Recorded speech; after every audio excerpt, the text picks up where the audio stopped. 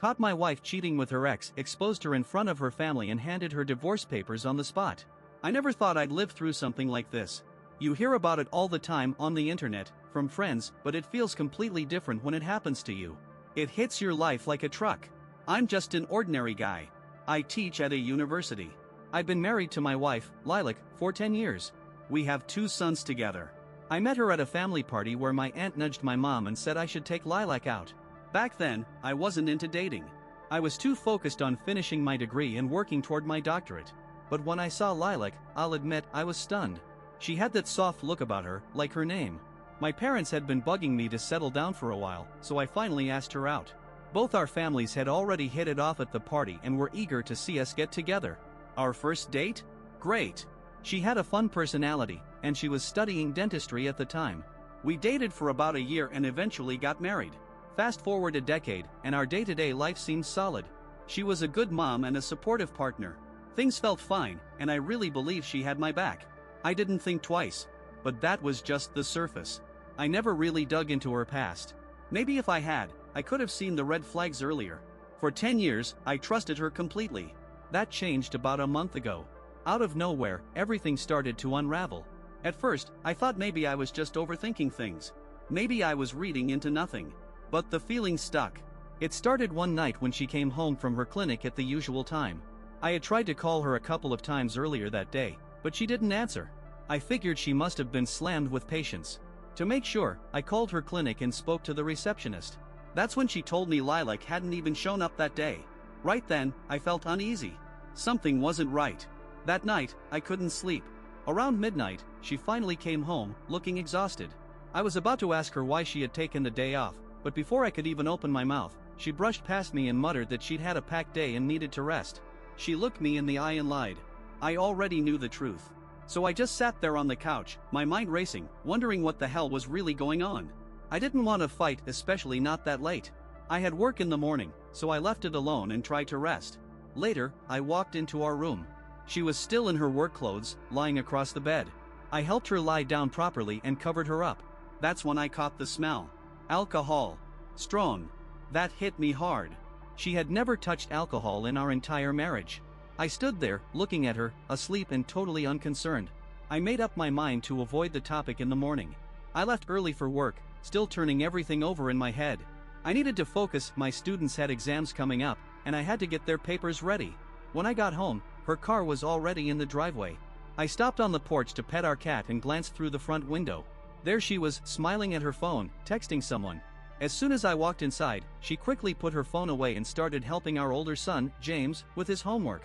Usually, when I came home, she'd greet me with a kiss and a smile. This time, all I got was a cold hello. That was the moment everything felt off. Completely off. Later, I asked her to bring me a cup of coffee. She came into the room with the cup in one hand, phone in the other, still smiling at whoever was on the other end of that conversation. I glanced at her, looked away, then looked back, and good thing I did. Max, our younger son, was about to get scalded by that coffee. She wasn't paying attention at all. That was the first time in 10 years that I raised my voice at her. I told her how careless that was, and she apologized over and over. I said we needed to talk. I let the boys play video games so we could have some privacy. I didn't ask her straight up where she had been the night before. I figured that would tip her off too early. Instead, I asked where her focus was lately, and who she'd been texting. She gave me this guilty look and started to respond, but her phone buzzed. 3 times. She looked nervous. Then she told me she'd run into an old friend a couple of days ago and they met up again last night to catch up. That was it. No mention of skipping the clinic. No mention of the alcohol. Look, some folks might argue whether hiding something like this counts as cheating. To me, if you're lying that much, something's already broken.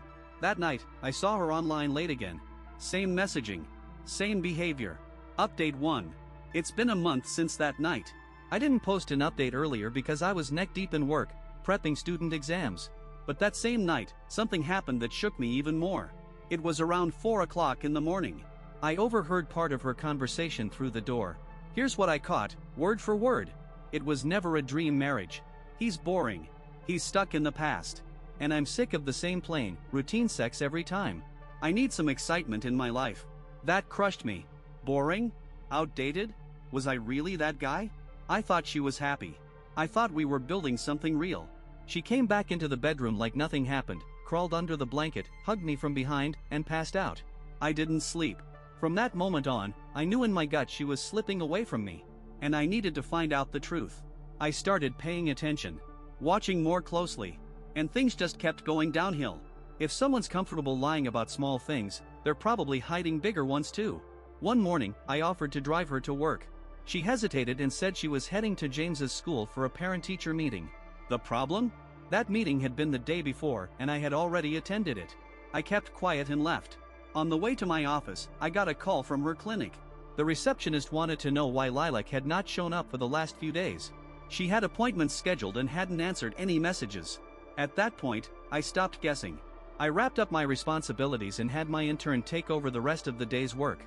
I drove to the clinic, even though I already knew she wouldn't be there. I called her. She did not answer. 2 minutes later, she called back. I told her I had stopped by. She stammered for a few seconds, then told me she was visiting a longtime patient who couldn't come in and needed her to explain a dental procedure. Another lie. I went inside and asked the receptionist if there were any home visit appointments scheduled. She told me no. She was lying. I knew it the second I hung up with the receptionist. There were no home visits scheduled that day, none at all. So whatever she told me was just another cover-up. I drove back home. When I walked in, both of my boys were sitting quietly, doing their schoolwork. Our nanny was the one taking care of James and Max, as usual. She has been with us for years, an old friend of my mother's, and someone I completely trust. That night, I made dinner for the boys and finished organizing some paperwork at the table. I planned to request time off from work. I needed a few days to follow my wife and get to the bottom of this. I had a feeling something serious was going on, and I was determined to find proof. I wanted answers, but I also wanted to be sure. I kept my mouth shut for now. At dinner, I casually brought up the school meeting. I asked James how it went, and right away he looked confused. He asked me which meeting I was talking about. We had already attended the parent-teacher meeting. I looked at Lilac. Her face froze. She tried to recover, took a bite of food, and claimed she had just wanted to talk privately with the teacher about James's progress. I set my spoon down and stared at her. She asked what was wrong. I told her I had sent her James's report via phone and asked if she had even looked at it. She apologized and said she had forgotten. I asked how something that important could slip her mind when she seemed glued to her phone all day long. That pushed her buttons. She snapped back, asking if I was accusing her of doing nothing except texting all day. I told her that was not what I meant, but she was already taking it the wrong way. She stood up, angry now, and accused me of being unfair. She said I was always blaming her and that I never did anything for the family. That made my blood boil. But instead of yelling, I let her talk. Then she hit me with it again, said I was boring, that our marriage had lost its spark. I actually laughed and told her thanks for trying to twist the conversation to make it about something else, using that excuse to avoid dealing with her behavior. I picked up my fork and kept eating. She stormed out of the room, and not long after, I could hear her in the hallway laughing on the phone with someone. I did not want to hear it. I had already made up my mind. I was going to get the truth, not from her, but with my own eyes. I had never gone through her phone before, but her recent behavior was pushing me toward it. I was sure she had a passcode, and I was right. That night, I waited until she fell asleep. Once she was out cold, I took her phone and tried unlocking it. Nothing worked. But then I remembered she had a habit of writing things down in notebooks, including passwords. I looked in the drawer and, sure enough, there it was. The passcode. I unlocked the phone, and my hands started shaking. I knew I was about to see something I would not be able to unsee. And I did. Text after text. Explicit messages. Photos. Love notes. All of it sent to a guy named Richard. I just sat there on the floor, holding her phone, scrolling through the messages. I saw the pictures she had sent him. I saw everything. I broke down right there. I put my hand over my mouth to stop myself from sobbing out loud. I took a few deep breaths, wiped my eyes, and did what I had to do. I took screenshots of all the messages and sent them to my own phone. Then I opened her photo gallery, and there were more. Pictures of them together. I sent those to myself, too, and made sure to delete every trace of it from her phone. I did not want her to know I had seen it. The next morning, I left the house like it was any normal day, but I did not go to work. I went to Elijah's place instead. He has been my closest friend since we were kids. I sat down and told him everything. At first, he thought I was joking. He even said he would have smacked me if I was lying. But once I showed him the proof, he was speechless. Later that day, I drove out to the address I had found in one of the messages. It belonged to Richard. I did not take my own car, I used a different one so Lilac would not recognize it. I parked across the street behind a tree and waited. After a while, I saw him come outside. He had flowers in his hand. Then Lilac pulled up, got out of her car, and ran up to him like she was seeing someone she truly missed. They hugged. It was long and tight. That image burned into my mind. I took a picture and had to look away. I could not even keep watching. The thing that got to me most was this: if she had fallen out of love with me, if she truly did not want to be with me anymore, why not just say so? A little bit of honesty could have saved everyone a lot of pain. But she did not want to let go of the security our family gave her. And at the same time, she could not stop sneaking around with him. Yes, I was heartbroken. But more than that, my pride was shattered. I had always believed that our marriage was different, that we were solid. I used to think we were the one couple that would never fall apart. And she turned all of that into a lie. She made a fool out of me. For the next few days, I kept tracking, documenting, and saving every bit of proof. I stayed quiet, stayed patient. But I knew what I was going to do next. If our marriage was already on fire, I was going to make sure the truth burned all the way through it. I had already explained everything to our nanny, and she offered to let me know the moment my wife returned home and left again. That day, the nanny called and told me she needed to visit some relatives who were sick and would not be around. I gave her the day off. I called Lilac and passed on the same information, asking her to head home so someone could be there for the boys, James and Max. She agreed without hesitation. At the time, I was still at Elijah's place. We were going over everything and trying to figure out what to do next. I still did not have it in me to tell my parents any of it. Then out of nowhere, I got a call. It was Lilac, crying hard. She said Max had fallen off a ladder and hurt his arm, and she was rushing him to the emergency room. My body went cold. My chest locked up with panic. I could not even think straight. I knew I was not in any shape to drive, so Elijah got behind the wheel, and we went straight to the hospital. Once we got there, the doctor told us it was nothing too serious. A minor fracture. He would be okay in a few weeks. I let out a deep breath and kissed Max on the forehead. While Lilac was on the phone with my mother, I sat down with James and asked him what had happened. He told me Max had been climbing, and James had called out for their mom several times, but she was on a call and ignored him. Then Max fell. That was it for me. I lost it. I walked over to Lilac and threw her phone across the floor. Everyone in the waiting room turned and stared. I shouted at her for being careless. Elijah tried to step in, calm me down, but it was no use. Max could have been seriously hurt. She tried flipping the script, said I was an absent father, that I was the one who never showed up. I leaned in close and whispered that, at least I had never betrayed her the way she had me. She looked scared. I mean, really shaken. Like I had just said something she never expected me to admit out loud. Elijah took the boys with him back to his place, and I drove home with Lilac. We sat in silence the entire ride. If she felt bad about any of it, I could not tell. Because later that night, I saw her still messaging him again. That pushed me over the edge. When we finally talked again, she opened up, or at least, she wanted me to think she was. She said she had dated Richard back in high school. They broke up only a month before our wedding. She admitted she never really wanted to marry me, but her father had made it clear, if she wanted to take over his dental clinic, she would have to marry someone respectable. That was the deal. If she refused, the clinic would go to her younger brother, who was also planning to study dentistry. Back then, Richard was unemployed and going nowhere. So she ended things with him and chose me. Said she met him again recently at her office. He came in to get his teeth cleaned for a photo shoot. Apparently, he works as a model now. After that, things picked up between them again, and it led to where we were. She had tears in her eyes, and she asked for another chance. But I had already seen through her by then. She knew Richard would never commit to her, and she could not afford to lose the safety of the life I gave her. She also told me I was not her type, that I made her feel stuck. I asked her straight out, was she blaming her affair on my personality? Not her choices? She started yelling again, saying I never understood her. That Richard made her feel seen. That was when I snapped. I walked over, grabbed her hands, and told her to stop playing games. She cheated because she wanted to. Not because of me. Not because of anything I did. After that, I left. I asked Elijah to take the boys to their grandparents, and I crashed at his place for a while. Once I got there, I did not speak much. I did not want to talk.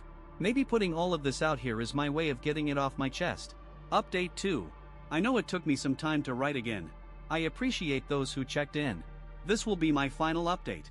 Max is doing well. He healed. I buried myself in work and threw myself into a side project just to take my mind off things. I stayed at Elijah's for 3 days, barely saying a word. Eventually, I went home. And guess what? The whole place was decorated with balloons and flowers. Lilac showed up holding a bouquet, trying to pull some kind of grand apology. She had been calling and messaging non-stop. I ignored every one of them. At that point, I had no emotions left for her, only resentment. But I went along with it. Just one more time. I wanted closure. She played the perfect wife again, just like she always did in front of others. But it was never real. The truth was, she barely did anything for the kids. The nanny raised them more than she ever did. Being a mom is not a favor. It is a duty. And my boys preferred me or the nanny over their own mother. That said a lot. I was planning Max's birthday and all the events around it while she was suggesting therapy and couples workshops, trying hard to make it seem like she wanted to fix things. But behind my back, she was still seeing him once a week. We had decided to invite only close relatives.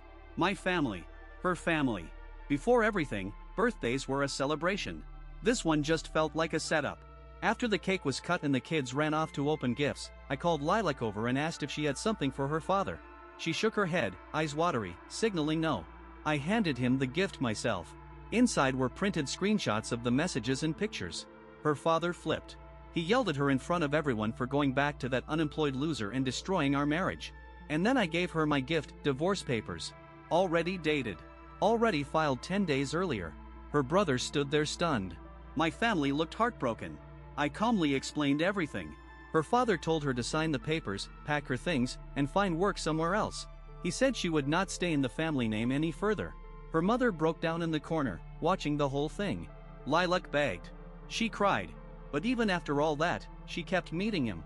That is when I knew this was not weakness. This was choice. I allowed her to see James and Max on weekends, but she was not allowed to take them overnight. I could not trust her judgment anymore. After the divorce, we stopped speaking completely. Even when we were in the same room, we had nothing left to say. The boys missed her at first, sure. But I believe one good parent is better than two unstable ones. Now, I am rebuilding. Working. Parenting. Trying to keep my mind steady.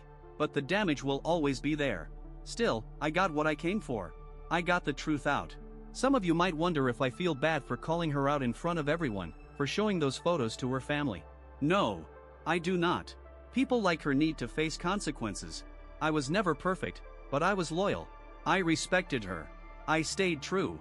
She made a joke out of our marriage and humiliated me behind my back. I have taught my sons to be honest, to take accountability, and to treat others with dignity. She showed them the opposite. No matter how much she cried or begged, I was not going to let her play the victim. She made her decisions. She placed her bet and she lost. I gave her everything.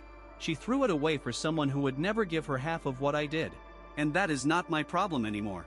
I am not looking for a perfect ending. I just wanted the truth out there. Now it is.